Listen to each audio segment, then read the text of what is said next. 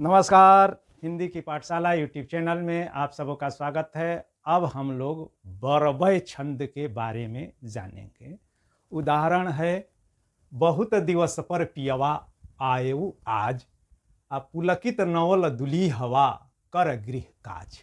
यह अब्दुल रहीम खान खाना की बरबय नायिका भेद का उदाहरण है।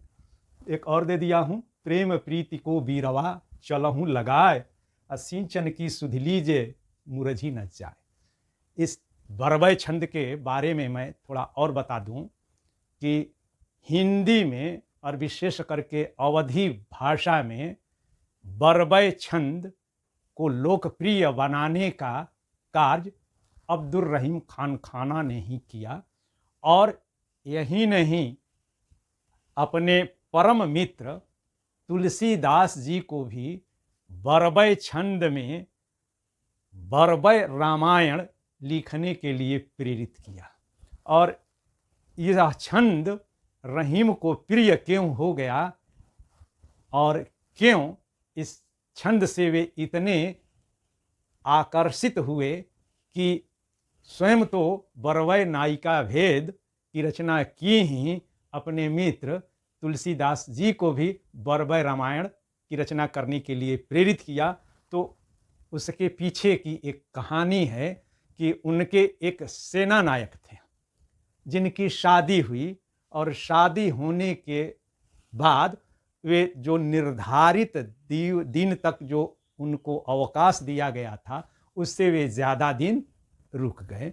और जब चलने को हुए तब वो जो है डर रहे थे कि कहीं मेरी नौकरी न छूट जाए, बात न सुन लूं, डांट न सुन लूं। यह दर्द उन्होंने अपनी पत्नी को भी बताया। तो उनकी पत्नी ने यही दोहा लिख करके दिया जिसमें बरबय छंद है।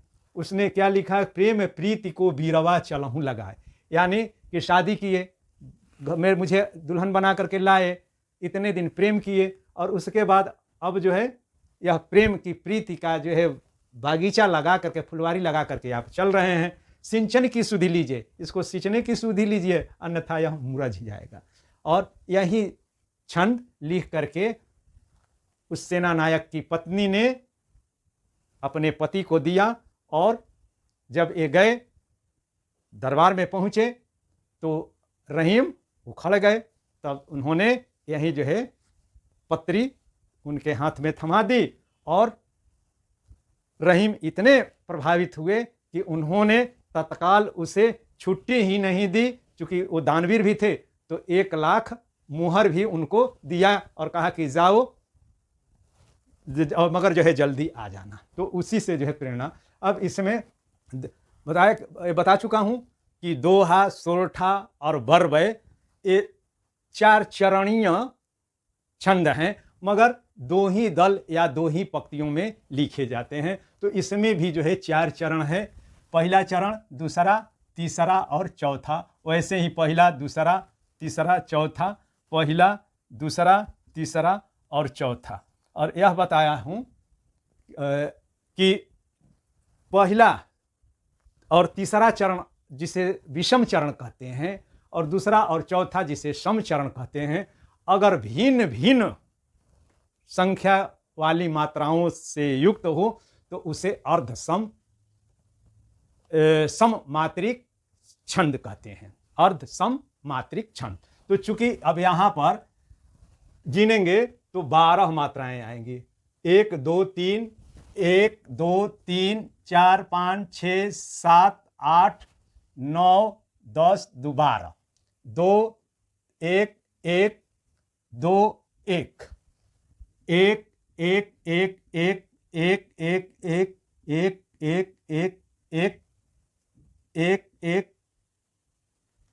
1 1 2 1 गिनेंगे तो 12, 3 3 6, 2 8, 4 12, इसमें 7 आएगा। 2 2 4 3 7, यानी कि यह किस प्रकार का छंद होगा? अर्ध सम मात्रिक छंद। प्रकार इसका अर्ध सम मात्रिक छंद। और वर्णों मात्राएं, चूंकि यह मात्रिक छंद है तो इसमें वर्णों की गणना नहीं की जाएगी।